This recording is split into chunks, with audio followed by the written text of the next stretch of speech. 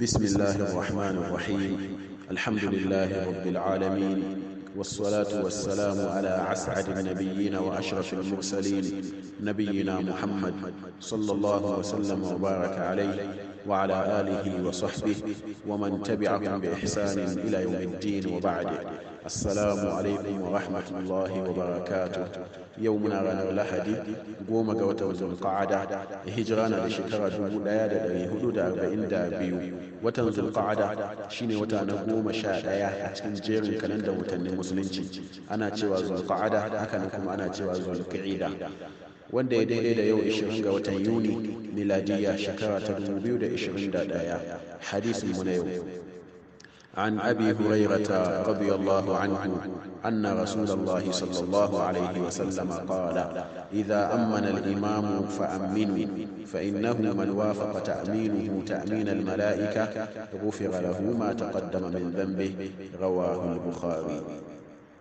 حديث من يو أنكر وشدق ببن صحابي أبو هريرة عبد الرحمن بن صخر يرضى الله يتبت أجريشي دشيد سوان صحابين من زان الله صلى الله عليه وسلم قباكي دا ونن ببن صحابي أبو هريرة شيني رويتو يتبت من زان الله سيغاد ألنشان الله سبحانه تبت أجريشي يتي: إذا أمن الإمام فأمنوا، يا عند الإمام يتي آمين معنى أجكن سلا تقوما كتي آمين، فإنه من وافق تأمينه تأمين الملائكة غفر له ما تقدم من ذنبه. saboda lallai duk wanda ainihin fadin shi na amin ya dace da na fadin mala'iku, yayin da mala'iku ke cewa amin ya dace, to wannan tabbat an yafe mishi ainihin zunuban da ya a baya. ma'anar hadisin kenan ta kai ce Allah subhanahu wa ta'ala ya fahimtar da mu kenan wannan hadisi ya nuna mana ainihin irin falala da irin daraja na fadin amin a cikin sallah, yayin da liman ya karanta wala dallin, kenan da liman da mamu kowa sai faɗi ainihin amin. idan ainihin faɗin ka amin da kake faɗi ya dace da na mala'iku, zunuban da kai a baya an yafe maka. kina uwa, kada mu yi wa kawunan mu ainihin rowa ta hanyar faɗin amin, mu faɗe shi da babban murya, musamman ma ainihin ga maza, sawa'un kai kaɗai ne ke sallah ko tare da liman, ko kuma kai ne ke ba mutane sallah, duka dai kowa ya faɗa amin. duk wanda faɗin shi amin ya dace da na mala'iku, an yafe mishi ainihin zunuban shi da ya yi a baya. kina uwa, sai mu tashi mu ainihin mu koyi karatun sallah, sannan kuma zan yin sallah yanda ya dace. wannan kenan. Allah subhanahu wa ta'ala ya fahimtar da mu. Allah subhanahu wa ta'ala ya samu daga cikin bayan shi nagari wanda suke tsaye da sallah yanda ya dace.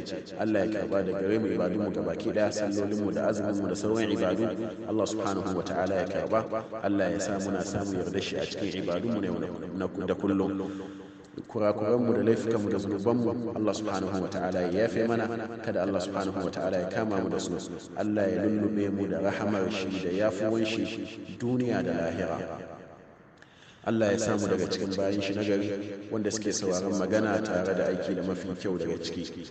inda muka yi daidai Allah subhanahu wa ta'ala ya karba da gare mu, inda muka yi kuskure Allah subhanahu wa ta'ala ya yafe mana.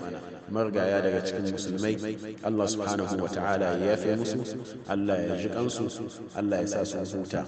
mu da muka yi saura Allah subhanahu wa ta'ala ya raya mu rayuwa ta musulunci, Allah ya kashe muna masu imani, Allah ya sa mutuwa ta zama hutu a gare mu. musulmi da ke cikin wahalhalu kala-kala, da ke cikin bashi da matsi da talauci da bacin rai, Allah subhanahu wa ta'ala ya yaye. Allah ya tabbatar da mu akan sunna ta manzon Allah sallallahu alaihi wa sallam. Allah ya mana tsari da kariya game da bid'a da sakin hanya. Allah subhanahu wa ta'ala ya biya mana dukkanin bukatun mu duniya da lahira a cikin sauki. سبحانك اللهم وبحمدك أشهد أن لا إله إلا أنت أستغفرك وأتوب إليك. السلام عليكم ورحمة الله وبركاته.